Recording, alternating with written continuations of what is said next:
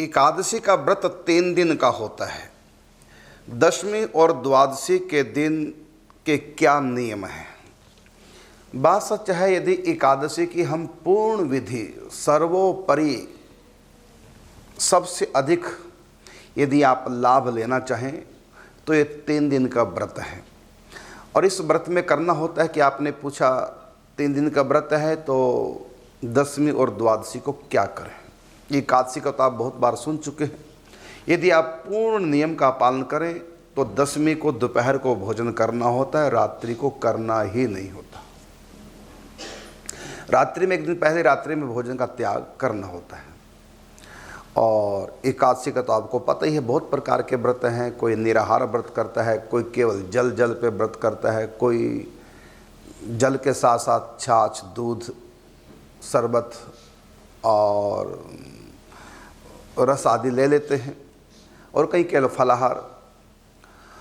और अब रही बात द्वादशी की। द्वादशी में पारण का जो समय होता है उससे पूर्व हम विधि विधान से भगवान का पूजन करें और कम से कम गुरु का या एक ब्राह्मण का पूजन करें। उनको व्रत काल में ही भोजन से, वस्त्र आदि से, सेवा से, दक्षिणा से संतुष्ट करें। और उसके बाद फिर हम प्रसाद रूप में भगवान का प्रसाद संतों ने, गुरुओं ने पाया, ब्राह्मणों ने पाया, और उसके बाद जो बचता है उसको पा करके स्वयं व्रत का पारण कर लें। ये है विधि 3 दिन की। अगला प्रश्न लेते हैं।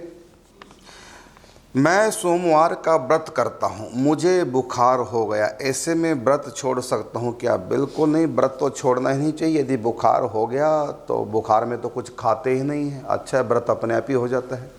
अरे जिनका व्रत नहीं, बुखार में तो उनका भी व्रत हो जाता है। फिर भी यदि डॉक्टर ने कुछ कहा कि खा लो, खाने के बाद दवाई लेनी है, ऐसी स्थिति में आप फल खा लें, फलाहार कर लें, तो व्रत बीच में छोड़ने का कोई मतलब नहीं। आप व्रत कीजिए, हाँ, अपने स्वास्थ्य के अनुकूल आप फलाहार करें, घर में बनवा लें, लेकिन छोड़ना नहीं चाहिए। अगला प्रश्न है, हमारे पूजा घर में टाइल पर श्री राधा कृष्ण जी अंकित हैं, उनके चरण मिट गए हैं, क्या उन्हें पूरा हटा सकते हैं? बिल्कुल हटा लो। यदि आपको लगता है कि चरण नहीं मिट गए हैं, चरण तो हटा के दूसरी टाइल लगा लो। तो हमने दूसरी प्रतिमा से राधा कृष्ण जी की आगे रख कर पूजा शुरू किया। चलो ठीक है, तब तक ऐसा भी आप करें।